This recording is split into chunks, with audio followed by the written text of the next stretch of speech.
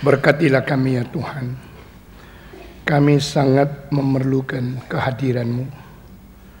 Siapakah gerangan kami yang boleh dipakai, dipilih, dan diurapi untuk menggenapkan rencana yang besar Tuhan di dalam zaman ini. Hancurkanlah semua ambisi pribadi, egoisme yang berada di dalam kami, yang selalu mengintai dan selalu setelah tidak sadar merusak pekerjaan Tuhan. Ajarkan kami untuk menyangkal diri. Ajarkan kami untuk mengikut Kristus. Sehingga tingkah laku, pikiran, tindak tanduk, semua yang berasal daripada hidup kami boleh dirubah sesuai rencana dan teladan Kristus. Kami bersyukur untuk session yang sudah lewat. Dan kami serahkan session ini ke dalam tangan Tuhan. Demi nama Tuhan Yesus kami berdoa. Amin. Saudara-saudara sekalian, session demi session kita sudah mendapatkan berkat yang banyak luar biasa.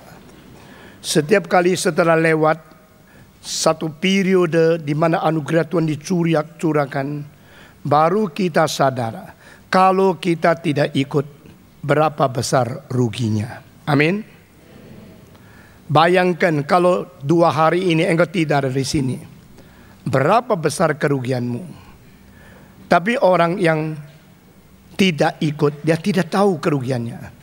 Dia cuma rasa sama kok. Istilah sama kok berarti tidak ada kemajuan.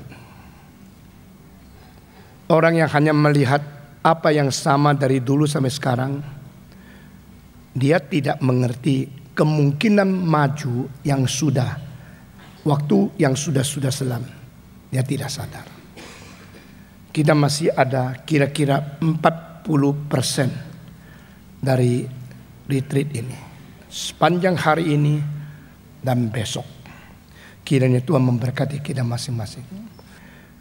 Banyak orang kira teologi reform itu kering sekali, sangat statis, teori, dan cuma mengisi rasio saja. Itu bukan reform yang saya ngerti. Itu adalah reform yang dipengaruhi oleh Aufklärung. Aufklärung sedikit keliru, yaitu mementingkan rasio sahaja. Rasio hanya salah satu bagian dari seluruh hidup. Sedangkan firman Tuhan disebut the word of life.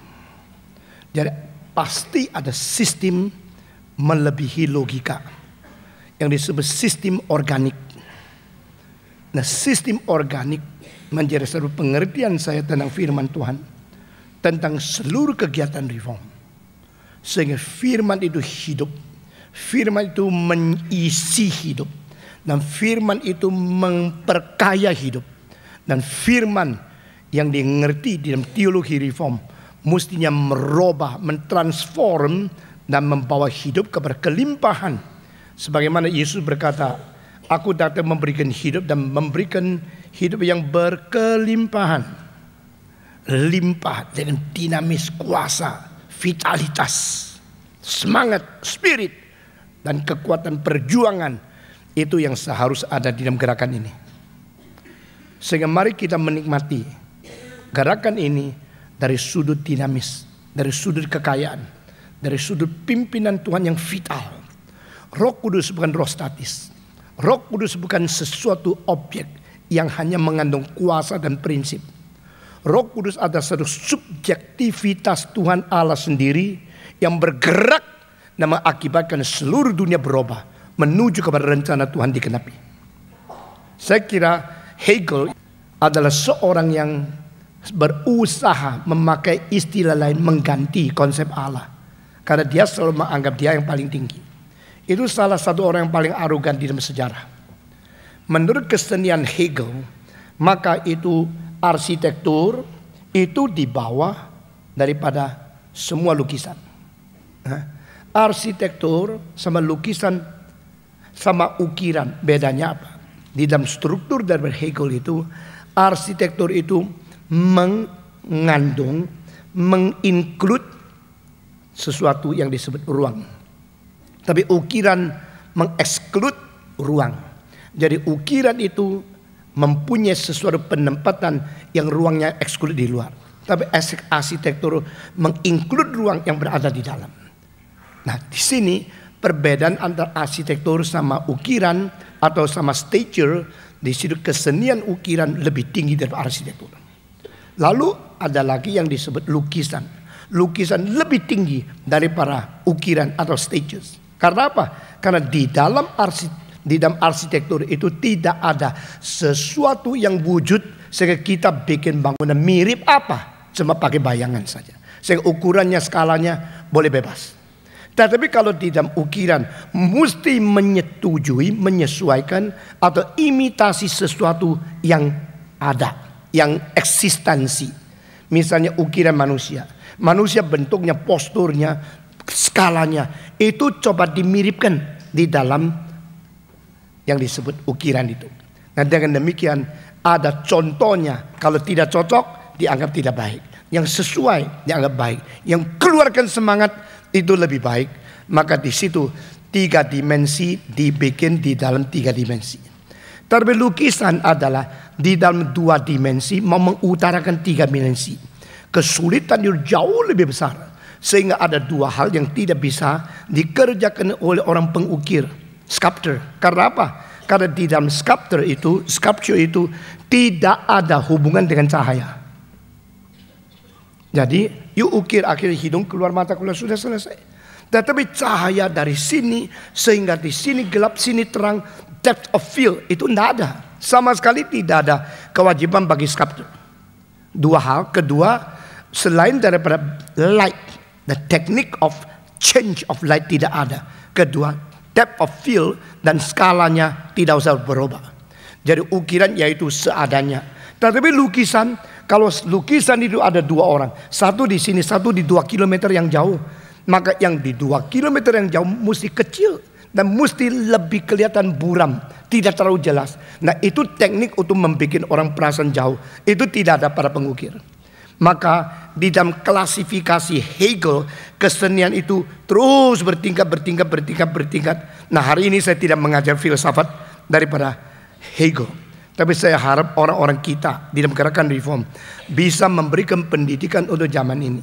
Dan saya sudah persiapkan kira-kira 500 lukisan terkenal di dunia di dalam repro-nya untuk bikin museum kopi.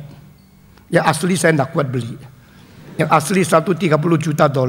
Kita $1 pun tidak ada. Tapi kita berusaha menemukan dalam koleksi. Selama puluhan tahun saya sudah bersiap. Supaya gerakan reform ini mengerti musik yang terbaik. Mengerti lukisan yang terbaik. Mengerti filsafat terbaik. Mengerti teologi yang paling baik. Dan saya tersendiri. Karena tidak ada orang yang bisa bantu saya. Saya kerja sendiri mati-matian. Nah, semua ini menjadi satu kelimpahan kekayaan gerakan reform. Nah, saudara-saudara, dan pendeta-pendeta lain seperti hamba Tuhan yang umum belajar teologi, mengerti Alkitab, lalu berkhotbah menggembalakan. Tetapi kalau mereka tidak mengabari Injil, hanya maunya menjadi pengajar, gerakan ini tidak jadi. Karena ini ada gerakan reform Injili, bukan reform talk. Jadi semua penginjil, pendeta harus melihat keseluruhan. Dan ini kali saya mulai di dalam 5 tahun membentuk sampai semua mengerti. Baru engkau memadai untuk menjalankan gerakan ini. Jangan bilang sama saya lulusan sekolah reform dari Amerika PhD. Mungkin engkau tidak dipakai. Karena gerakan ini lain sama gerakan reform di Amerika. Gerakan ini mempunyai tujuan, mempunyai aspek yang harus kita mengerti. Konteks situasi Indonesia yang dikaitkan dengan internasional. Sehingga melihat segala sesuatu dari satu wawasan yang begitu luas dan begitu tuntas. Sehingga kita bandingkan barat, timur, kuno, modern, dan akan datang. Dijadikan sesuatu tenunan yang bertanggung jawab. Nah saudara-saudara, itulah semangat yang saya lihat daripada Yesaya, daripada Yeremia. Mereka bukan belajar sesuatu dari Musa lalu mengajar 5 buku. Tapi mereka mengetahui bagaimana integrasikan prinsip-prinsip Alkitab dengan situasi yang sekarang dan yang akan datang. Sehingga mereka point to the future and they learn from the past. Nah ini semua adalah sesuatu penenunan interwoven yang harus dikerjakan oleh hamba Tuhan di dalam gerakan reform Injili. Nah saudara-saudara, engkau tidak masuk gereja reform Injili, tidak apa-apa. Tapi semangat ini kalau diadopsi oleh engkau, bawa ke gerejamu.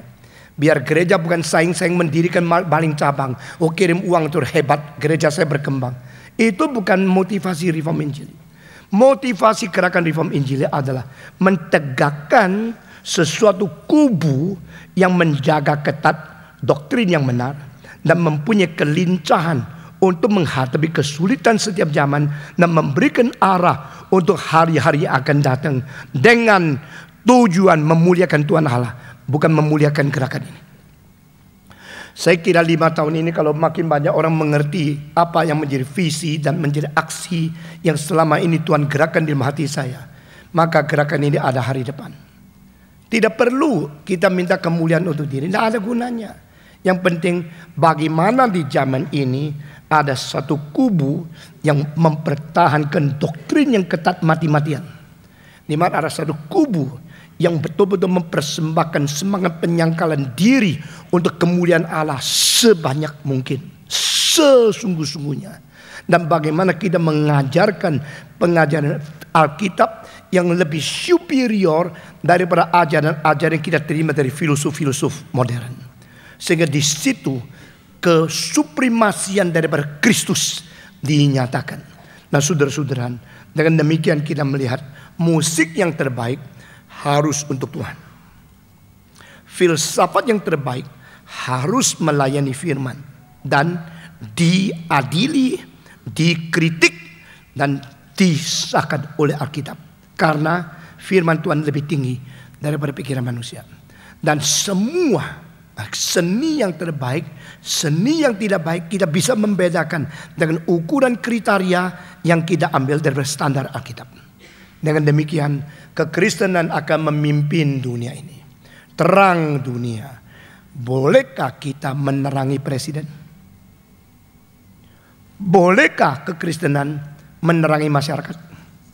Bolehkah prinsip orang Kristen menjadi cahaya menuntun bidang psikologi, bidang pendidikan, bidang medis? Bedanya dokter Kristen dan dokter bukan Kristen bukan hari Minggu main golf atau ke gereja. Bedanya dokter Kristen dan dokter bukan Kristen adalah waktu dia menjalankan operasi, motivasinya, prinsipnya, dan tujuannya itu apa.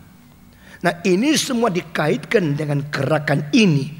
Barulah yang disebut kita adalah terang dunia. Saudara-saudara, saya kira berpuluh-puluh jam pun sulit mengutarakan apa yang saya terima dari Tuhan. Tapi sebelum saya meninggal dunia, mungkin 5 tahun, mungkin 3 tahun, mungkin 10 tahun, saya harus membagi terus apa yang ada pada saya. Pada waktu saya masa tua menjadi berkat untuk generasi ini. Nah makin banyak orang mengerti apa yang menjadi prinsip-prinsip Alkitab. Dan makin banyak orang terjun untuk menyangkal diri, makin besar berkat bisa diterima oleh bangsa, oleh generasi, oleh Nusantara kita. Karena kita bukan secara kebetulan dilahirkan di negara ini. Saudara, Indonesia is the crossway of the culture. Di utara ada Chinese, Taoisme, Konfusianisme. Dan di utara lagi ada Sintoisme. Lalu di itu utara barat itu adalah Hinduisme dan adalah itu Buddhisme. Di tengah-tengah di sini Islam, di sini Mikronesia dan tempat-tempat Pasifik itu adalah animisme. Kita di dalam cross. Pada satu hari Kristanto Wibisono membandingkan saya dengan Profesor Huntington. Lalu dia mengatakan Huntington mempelajari semua, tetapi daerah dia bukan daerah cross. Daerah saya adalah daerah di mana culture itu cross. Maka dia mengatakan kalimat, That is the reason God put Stephen Tong there. That the word of God with its supremacy to judge over every culture and every religion. Saudara-saudara, tugas kita besarnya sampai kalimat-kalimat tidak cukup kita katakan. Saya betul-betul bukan mau dirikan satu gereja untuk saing sama gereja lain. Bukan tugas itu. Saya tidak ada interest untuk itu. Saya hanya mengatakan kalau semua gereja menjalankan tugas dan mandat yang sebenarnya Tuhan perintahkan kepada anak-anaknya, maka kita tidak perlu. Para church tidak perlu ada kalau church sudah melunaskan tugasnya. Para church dibangkitkan oleh Tuhan untuk mengisi apa yang belum dikerjakan oleh church. Pada waktu church sudah bangun, sudah gugah, sudah kerjakan semua, para church itu kontingen. Boleh ada, boleh tidak ada. Demikian gerakan Reform Injili. Gerakan Reform Injili bukan satu institusi, satu organisasi yang menyaingi yang sudah ada. Bukan. Gerakan Reform Injili adalah satu semangat yang sudah pernah diberikan oleh Tuhan pada abad 16. Reformasi. Tapi sudah kehilangan signifikansinya di dalam hidup bergereja pada abad-abad selanjutnya. Gereja yang masih cantum gereja reform, presbyterian. Banyak sekolah yang pakai sekolah tinggi, sekolah teologi reform. Banyak. Tetapi yang berjuang untuk teologi reform, tidak ada. Tidak banyak. Dan yang lupa. Berapa banyak lulusan sekolah teologi reform dari Amerika pulang Indonesia. Bukan saja tidak berani mengatakan reform itu apa. Tidak berjuang untuk reform. Mereka ikut hanyut ke dalam arus-arus yang melawan reform. Semua ini bikin saya sedih luar biasa. Saya sulit mengatakan semua perasaan hati saya kepada siapapun. Saya menganggap saya salah satu orang yang paling tersendiri di dunia. Saya mengatakan kalimat ini semua jujur dan disaksikan oleh Roh Kudus. Siapa yang mengerti isi hati seperti ini? Tadi saya berkata kepada Tuhan, bagaimana sulit, bagaimana tidak mengerti, akhirnya kehendak-Mu harus jadi. Amin. Nah, itu sebab didirikan gerakan Reform Injili. Saudara-saudara, di dalam gerakan ini bibit pertama adalah bagaimana mengimbangi satu zaman. Nah, ini kalimat terakhir ini kalau dianalisa lagi perlu jam-jam lagi. Apakah yang menjadi kekurangan mewakili kekristenan? Doktrin. Apa yang menjadi kekurangan mewakili kekristenan? Mandat budaya. Apa yang menjadi kekurangan mewakili kekristenan? Mereka terlalu pentingkan organisasi dan keagamaan, tetapi tidak lagi mempentingkan daya yang kuat di dalam kekristenan murni kepada doktrin yang inti. Tambah-tambahan terbanyak. Pada gereja turun derajat dari bersifat redemptif beritanya menjadi sifat religius. Gereja itu sudah mulai tidur. Ini semua kalimat perlu saudara mengkaji kembali dengan pikiran mendalam. Dan ini semua kalimat adalah apa yang saya temukan di dalam pengamatan saya sendiri. Bukan dari buku. Saudara-saudara, jikalau gereja lupa memberitakan Redeemer, Jesus Christ, Savior, redemptive Savior, hanya mengatakan as a good teacher, as a moralist, as an example of the perfect man, gereja itu sudah turun dari derajat bersifat redemptif beritanya menjadi sifat keagamaan saja.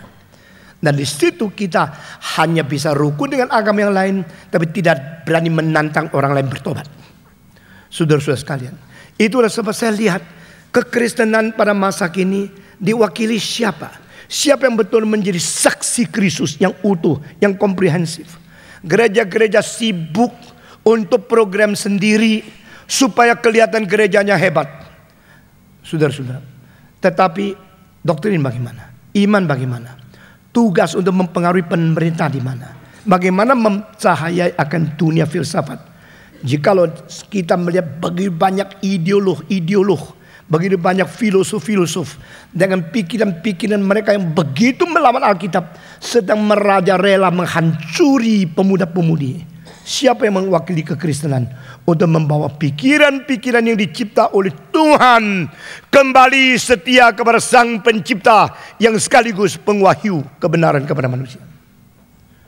Perlu ada seru gerakan, dan gerakan bukan organisasi. Semua yang ikut gerakan ini pentingkan gerakan lebih dari organisasi. Kalau tidak, silakan pergi ke gereja lain. Banyak gereja yang pentingkan organisasi. Saudara tidak di sini. Tidak usah di sini buang waktu. Karena organisasi itu hanya budak daripada visi. Semua 1, 2, 3. Organisasi hanya budak dari visi. Pada waktu kerajaan Rom tidak ada konstitusi, tidak ada organisasi, berjuang sampai menjadi kerajaan Roma yang besar.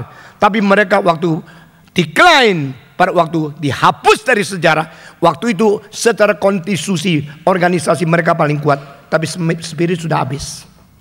Spirit sama organisasi selalu kontra. Semua revolusioner, semua orang seperti Mao Zedong, Chen Tuxiu, Karl Marx, waktu mereka mulai tidak ada uang, tidak ada organisasi, tapi mereka mempunyai pengertian di dalam hal ada berapa unsur. Pertama, harus mempunyai teori yang sangat komprehensif dan solid. Kedua, harus mempunyai keberanian berjuang untuk mendobrak. Ketiga, harus mempunyai strategi yang lincah dan betul-betul efisien. Keempat, mempunyai pengaruh kepada massa sebanyak mungkin untuk mendukung. Nah, keempat hal ini membentuk unsur-unsur yang betul-betul paling vital di dalam yang saya sebut sebagai historical movement. Semua sejarah itu kalau ada historical movement tidak lepas dari 4 hal ini. Nah, ini yang membuat sesuatu lembar baru di dalam sejarah. Ini yang bikin sejarah mulai berubah arah menuju kepada suatu pengharapan yang baru. Saudara-saudara, demikian kekristenan. Kekristenan itu muncul dengan keadaan tidak bersyarat. Kekristenan itu dilahirkan di dalam keadaan yang paling dihina. Saudara-saudara, Christianity start with a very, very humble beginning. When Jesus was born, he was not born in the palace. He was born in a manger. Dia dilahirkan di kandang binatang. Dia dilahirkan di tempat yang tidak berasasi manusia. Dia dilahirkan di tempat yang paling bau, paling pesing bahasa Jawa, paling remeh, paling hina.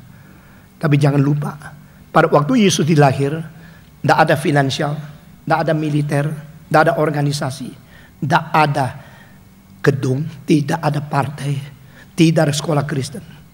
Sekarang ribuan, jutaan sekolah Kristen, tapi tanpa Kristus di dalam. Ribuan gedung gereja itu menjadi kuburan terindah karena Tuhan di dalam mati dan tidak bangkit. Maka saya berkata lagi, visi dan vitalitas. Saudara, kalau tidak mengerti ini, percuma yuk ikut gerakan ini. Karena engkau coba bikin seperti gereja yang lain, organisasi penting, uang penting. Kenapakah gerakan reform ini tidak pernah ada malam dana? Karena kita tidak percaya itu. Kita percaya kita jalankan kehendak Tuhan, dari uang akan datang. Stephen Tong tidak akan pergi cari uang satu-satu ke rumah orang kaya. Tidak. You mau beri, silakan. Nama beri, silakan. Kalau Tuhan mau pakai uangmu, you boleh memberi. Kalau Tuhan tidak mau pakai uangmu, bagaimanapun tidak ada gunanya. Ini semua prinsip-prinsip ini nanti akan menenun menjadi unsur-unsur gerakan ini yang saya setiap tahun paparkan sebagian. 5 tahun kemudian mungkin apa yang saya harus katakan kepada generasi sudah boleh diambil alih oleh penerus. Dan saya akan pergi kalau Tuhan panggil. Saudara-saudara, dan ini bukan hanya untuk Indonesia. Karena seluruh dunia kekristenan sudah lupa akan bagaimana dimulainya Tuhan mengirim anak ke dalam dunia. Kita sedang membius diri dengan organisasi yang besar, uang yang banyak, dan gedung yang mewah. Itu adalah hal yang seling konflik dengan spirit perjuangan. Saudara-saudara sekalian, Kemarin kita sudah bicara tentang banyak pikiran-pikiran yang pada saat abad ke-19 muncul. Khususnya Karl Marx. Dia mengambil begitu banyak prinsip Alkitab, tapi membuang Tuhan ke dalam komunismenya. Itu cara dialektik, cara berpikir yang dipakai di dalam jalan pikiran dia di dalam Das Kapital. Itu begitu banyak unsur-unsur yang hebat luar biasa. Tetapi tidak ada penguasa alam semesta di dalam pikiran dia. Sedangkan Hegel yang tadi saya sebut, dia merubah istilah, yaitu absolute Geist. Yang disebut Geist itu terjemahan ke Indonesia itu semangat atau spirit. Nah, bahasa Indonesia, bahasa Inggris tidak ada itu. Itu adalah satu istilah khusus di dalam bahasa Jerman dan di dalam zaman Aufklärung. Geist, Zeitgeist, semangat zaman. Kalau engkau bilang roh zaman, waduh, itu lebih mengerikan sedikit ya. Kalau engkau bilang Zeitgeist, semangat daripada seluruh era, seluruh zaman, itu cocok. Tetapi semangat masih kurang, seperti ada rohnya. Nah, istilah ini yang dipakai oleh Hegel. Dia mengatakan absolute Geist, Geist yang absolut, semangat yang mutlak, itu berlayang-layang, menentukan arah seluruh sejarah. Wah, pikiran ini seperti pernah muncul sedikit di dalam predecesornya. Saudara-saudara, ini adalah disebut German idealist, German idealism. Idealisme Jerman dimulai daripada Immanuel Kant, lalu diteruskan oleh dua profesor. Satu namanya adalah Fichte, yang satu lagi adalah Schelling. Kant, Fichte, Schelling akhirnya digabung, lalu diteruskan oleh seorang yang lebih berani lagi. Itu namanya William Hegel. Dan Hegel memuncakkan idealisme Jerman sampai kepada klimaks, lalu langsung dilawan oleh 4 orang. Orang pertama, Søren Abi Kierkegaard. Kedua adalah Friedrich Nietzsche. Ketiga, Ludwig Feuerbach. Dan keempat, Karl Marx. Langsung di dalam satu generasi roboh pengaruhnya, bukan substansinya. Semua filsafat yang agung, salah tidak salah, pasti muncul dan tidak mungkin dihapus dalam sejarah. Dan saya mengatakan kalimat itu, bahwa bagaimana salahnya tetap seperti lonceng 2 kali tetap tepat setiap hari. Kalau lonceng yang berhenti jarumnya tepat jam 6, 1 hari kan 2 kali jam 6, betul nggak? Nah, itu dikutip oleh Stephen Chen. Saudara-saudara, dengan demikian kita melihat semua filsafat yang salah ada signifikansi kesalahannya, ada konsistensi kesalahannya, ada pentingnya kesalahannya yang dikutip tidak habis-habis. Itu yang menjadi kelemahan pelacur pikiran ini. Our reasoning is a war. Kemarin saya berkata, rasio manusia itu seperti pelacur. Mengutip kalimat dari siapa? Martin Luther. Nah, demikian.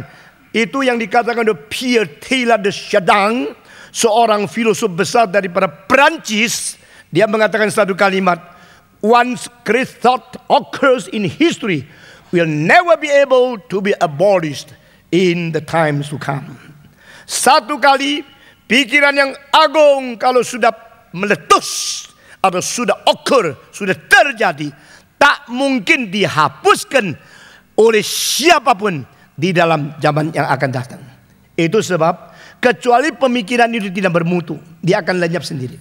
Kalau bermutu, maka setiap zaman sampai akhir zaman pasti ada. Itu namanya pluralitas. Itu tidak pernah mungkin berhenti. It's a norm, satu keharusan berada. Dan banyak filosof atau profesor-profesor, mereka cuma mengerti ini. Tapi kalau dibandingkan dengan kitab suci, tidak ada yang lebih kaya daripada ini. Nah, saya akan meneruskan dengan kalimat absolute Geist. Menurut si Hegel, absolute Geist itu berlayang-layang. Dan dia menjadi satu impuls untuk menggerakkan perjalanan sejarah terus menerus. Dan dia yang aktualisasi sendiri. Istilah aktualisasi ini dipakai banyak oleh Heidegger. Saudara-saudara, Tetapi Hegel yang pertama-tama memakai ini di dalam bagaimana absolute guys melayang-layang dan bergerak untuk mengaktualisasi dia sendiri. Dan istilah itu apakah sama dengan konsep Allah di dalam diri pikiran kita masing-masing? Saya percaya Hegel ada seseorang yang begitu arogan sehingga dia anggap dia tidak perlu pinjam istilah yang dipakai oleh siapapun, dan dia menganggap dia lebih mengerti Allah Tritunggal dari semua bapak gereja. Hegel mengatakan mengenai Tritunggal tidak ada orang mengerti, termasuk Tertullian, Augustinus yang coin that terminology dan yang bikin tesis yang sangat indah tentang Tritunggal, tetap tidak mengerti. Yang satu-satunya mengerti dalam sejarah tentang Allah Trinitas, Allah Tritunggal adalah orang Jerman yang namanya Hegel. Ini orang luar biasa hebatnya, juga hebohnya. Ini orang berani menulis buku dengan tesis yang mengkritik dan mengatakan Socrates sebenarnya harus mati. Karena yang memberikan pengadilan untuk memvoniskan dia mati, itu yang tidak salah, yang salah Socrates. Wah, saya kalau baca dia punya filsafat, saya lihat ini orang betul-betul kreativitasnya tinggi sekali, keberanian tinggi sekali, jeniusnya tinggi sekali. Kalau Kant masih hidup, melihat buku dia, geleng kepala bisa minder sedikit.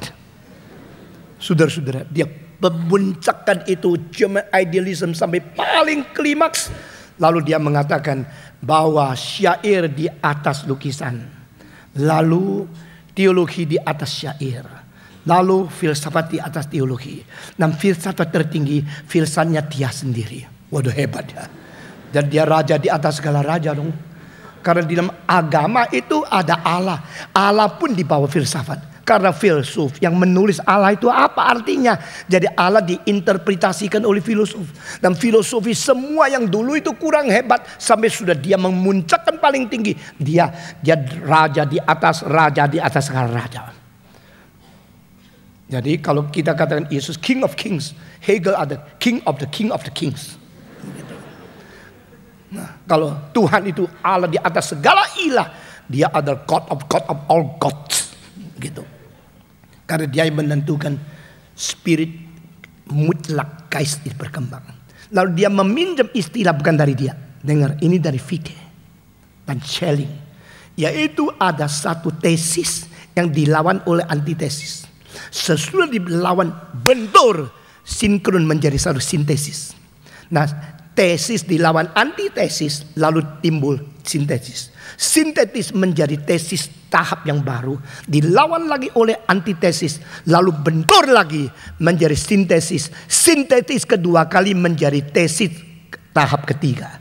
Sejarah berkembangnya begini. Ini dari Hegel. Hegel memperkembangkan ini sampai puncak. Maka kalau dia sudah menetapkan akhirnya tesis sintetis yang terbesar adalah Hegel. Sudah dia mengatakan kalimat itu, langsung datang antitesis 4 orang yang tadi saya sebut untuk menggenapi nubuatnya dia sendiri. Di mana ada tesis masih ada antitesis.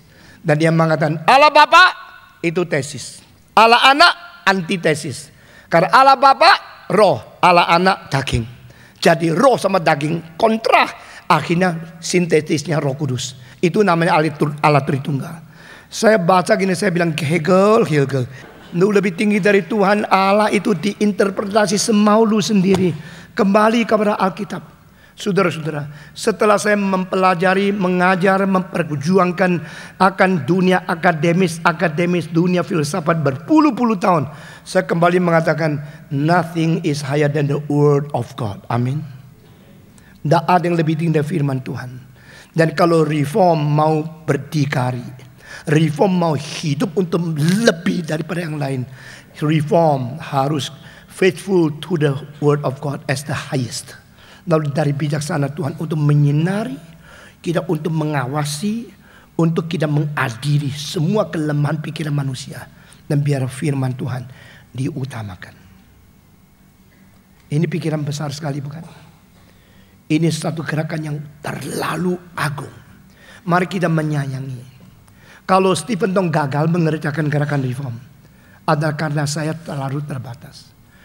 Lalu Tuhan akan bangkitkan engkau yang jauh lebih pintar dari saya untuk meneruskan. Kalau kita semua tidak cukup, kita berdoa Tuhan bangkitkan dari orang-orang lain untuk meneruskan. Pokoknya Tuhan harus dimuliakan. We are nothing. Kita tidak ada apa-apa. Kita hanya berusaha kerja seberat mungkin, sebaik mungkin, sekekuat tenaga mungkin, seberani mungkin, dan setaat mungkin kepada Roh Kudus. Sehingga dia mau pakai kita untuk menjalankan tugas yang penting. Pada waktu kita melihat gereja begitu simpang siur, ajaran begitu rusak, begitu tafsiran yang ngawur dibawa ke mimbar, khotbah-khotbah yang tidak bertanggung jawab, merajalela di mana-mana, asal profit, asal persembahan banyak, asal anggota banyak. Itu namanya church growth. Grow sudah dimengerti secara kuantitas. Grow ke dalam berakar secara kuantitas, secara kualitas sudah diabaikan. Saudara-saudara, orang-orang seperti Kenneth Copeland, orang seperti Kenneth Hagin, orang seperti Benny Hinn telah memalsukan Roh Kudus dengan tiupan pribadi supaya orang jatuh. Itu namanya Roh Kudus. Semua kekacauan, kerusakan, kepalsuan yang sudah sekarang berjalan seolah-olah dibiarkan oleh Allah dan ditolong oleh setan sehingga kelihatan namanya Kristen, tapi apa yang terjadi sama sekali non-Christian, non-biblical, non-theological. Saudara-saudara, yang berhak mentiup hanya Allah Bapa waktu mencipta. Yang berhak mentiup hanya Allah Anak waktu menjanjikan Roh Kudus. Tidak ada nabi yang berani mentiup suruh orang menerima Roh Kudus.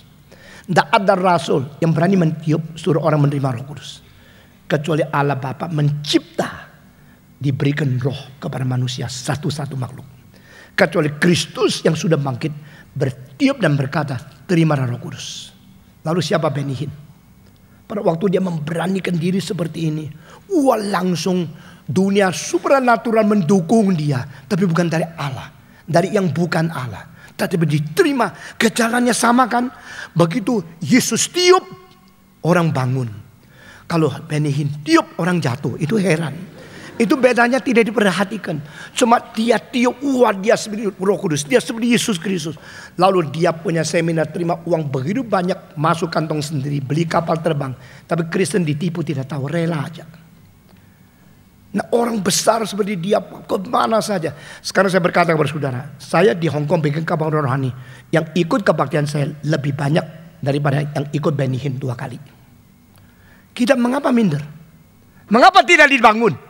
Mengapa kita menerima begitu banyak ajaran salah yang kelihatan begitu sukses, langsung kita minder, kita takut? Salah satu hal yang saya sesal adalah semua orang-orang pemimpin dan orang-orang penting dalam gerakan reform tidak ada keberanian bikin hal yang besar. Kita cukup dengan sedikit-sedikit. Dan puji Tuhan, kualitas yang penting. Kalau kuantitas tidak terbaik, tidak tercapai, mulai menghibur kita. Kuantitas tidak penting, kualitas penting. Orang yang mau sekaligus meraih kualitas dengan kuantitas itu pasti pikul salib berat. Orang mau sekaligus mempertahankan yang kuno dan memperkembangkan yang belum datang, pasti dia tersendiri. Orang yang sekaligus mempentingkan doktrin yang ketat, sekaligus mengabari Injil, pasti dia mempunyai kesulitan-kesulitan yang melimpah. Dan saya memilih menjadi orang di dalam posisi seperti ini. Maka saya pakai reform Injili, reform teologi yang ketat. Belajar teologi yang ketat secara seumur hidup tidak cukup waktu. Apalagi mau pergi mengabar Injil keluar supaya banyak orang menjadi orang Kristen. Saudara-saudara, teologi adalah kristalisasi dari iman.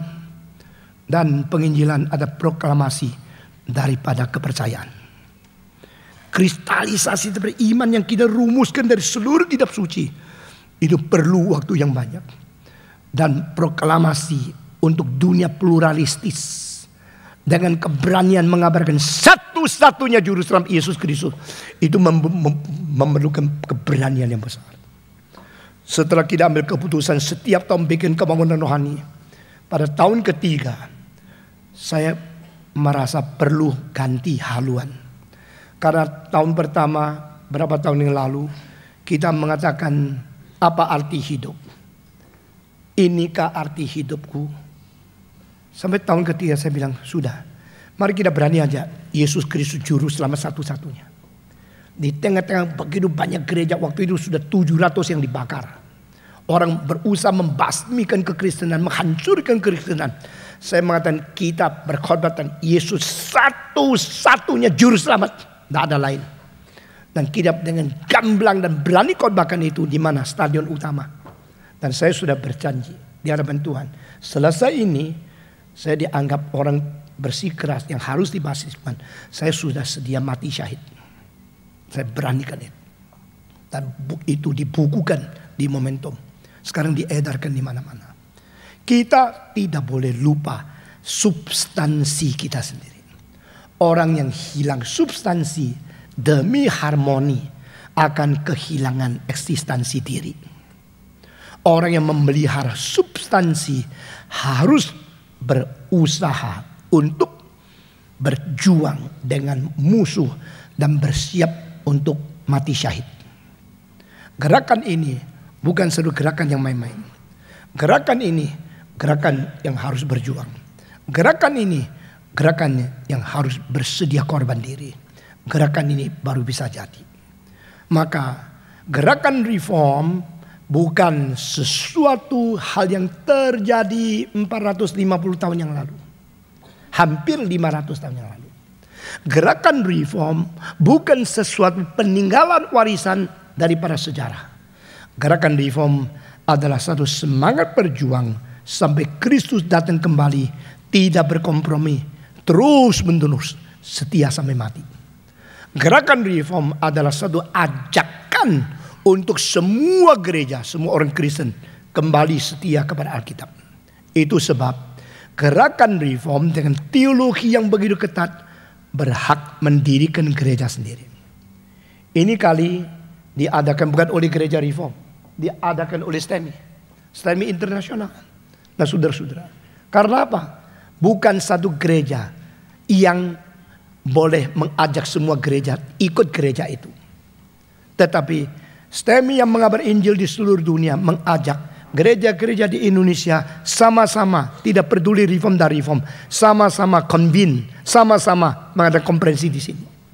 Tetapi visi daripada gerakan reform, bukan gereja reform, akan dipaparkan kepada semua gereja.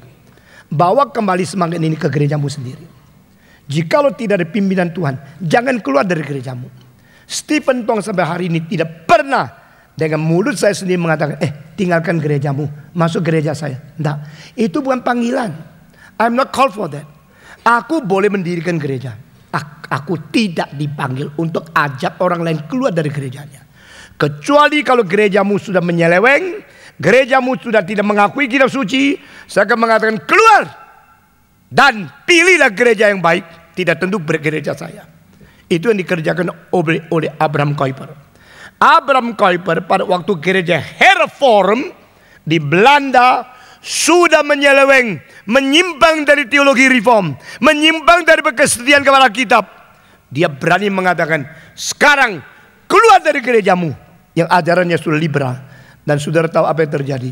100.000 anggota Hervormd mengundurkan diri dari gereja yang sudah liberal, masuk ke dalam gereja Reformir. Yang disebut Reformir artinya reform. Saudara-saudara, sekarang ada gereja yang semua form. Apa form? Bentuk. Bentuk apa? Ada yang no form, ada yang deform. Saudara-saudara, ada yang deform. Deform itu predecessor daripada deconstructionisme. Itu di dalam agama sudah ada. No form, deform. Tetapi reform, mari kita membentuk kembali iman kepercayaan kita. Mari kita menteguhkan kembali keberanian kita. Mari kita berdiri kembali di atas batu karang. Mari kita membuat kubu demi Tuhan. Saudara-saudara, sebenarnya yang paling saya bebani seumur hidup cuma dua.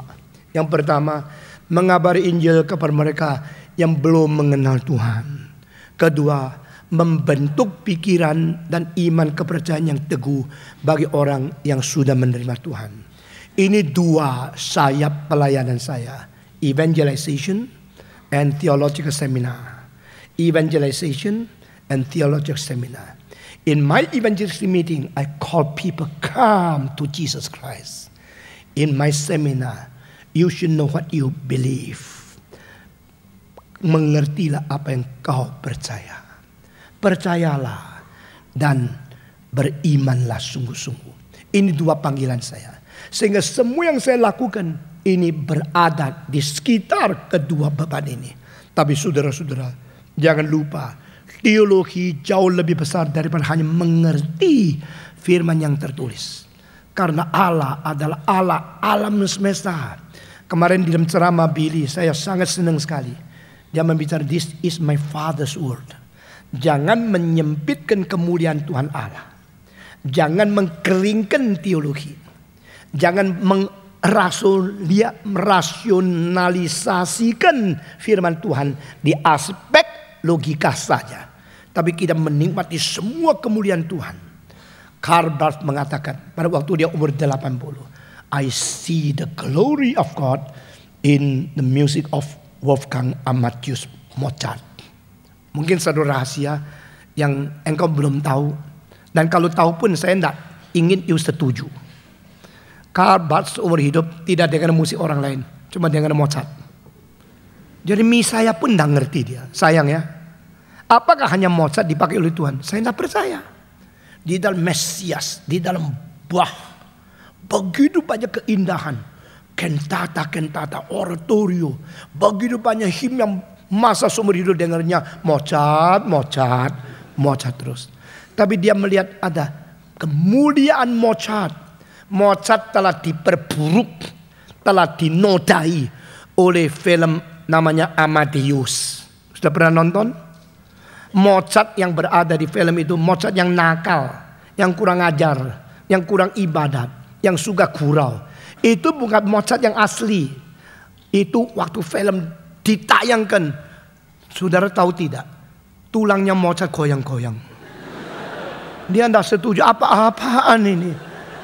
Mozart yang asli jauh lebih beribadah daripada film itu. Mozart yang asli membuat musik begitu indah untuk Tuhan. Mungkin dia orang yang memang hidupnya akan lincah, tapi dia bukan orang seperti itu. Itu adalah satu bayangan Mozart yang diiri oleh orang yang sempit hatinya, namanya Salieri. Dan saya percaya Salieri yang semula juga tidak seperti itu. Cuma Salieri yang sudah gila jadi begitu. Jadi Mozart di tengah-tengah pikiran orang gila bukan Mozart asli. Itu adalah versi kegilaan daripada imajinasi yang tidak beres oleh orang seorang yang iri hati dan sempit hatinya. Nah, saudara-saudara sekalian, mari kita kembali. Di dalam musik Mozart itu you see the laughter of God. Ada orang mengatakan God give fire to us in the music of Beethoven. Atau Beethoven give us the fire of God. Bach give us the word of God. And Mozart give us the laughter of God. Saya tambah satu kalimat. Handel give us the gospel of God. Saudara-saudara. Orang mengatakan Injil itu bukan 4 loh. Matius, semua. Matius, Markus, Lukas, Yohanes. Satu lagi Handel's Messiah. Itu udah music gospel. Kalau di dalamnya betul-betul Kristus dilahirkan, Kristus mati, Kristus atas kayu salib mengalirkan darah, Kristus dikuburkan, Kristus bangkit. Semua Injil tercantum di dalam ayat-ayat yang dipilih oleh Charles Jennens yang dikirim kepada Handel dan dijadikan Injil kelima, the music gospel, di dalam 23 hari setengah. Saudara-saudara sekalian, kita merayakan, celebrate apa? Kemuliaan Tuhan. Di dalam apa? Di dalam pengertian gerakan reform Injil. Mari kita berdoa bersama-sama. Semua buka suara. Mari kita berdoa. Bapa di dalam surga, kami melihat sesuatu tugas yang berat, hari depan yang panjang, dan pengaruh yang penting, serta kewajiban yang begitu besar yang Tuhan letak di atas bahu kami. Beri kekuatan kepada kami untuk membawa manusia kembali kepadamu. Jangan meninggalkan kami, jangan membuang kami. Nyatakan kuasa dan kemuliaan kepada kami untuk menjadi orang yang mengisi kebutuhan zaman, orang yang membawa arah kepada generasi, dan orang yang memenuhi syarat yang Tuhan tuntut, orang yang betul-betul menjadikan kehendak Tuhan. Dengar doa kami Tuhan, kami serahkan semua ini ke dalam tangan Tuhan. Dalam nama Yesus Kristus, penebus dan juru selamat kami yang hidup, kami berdoa. Amin.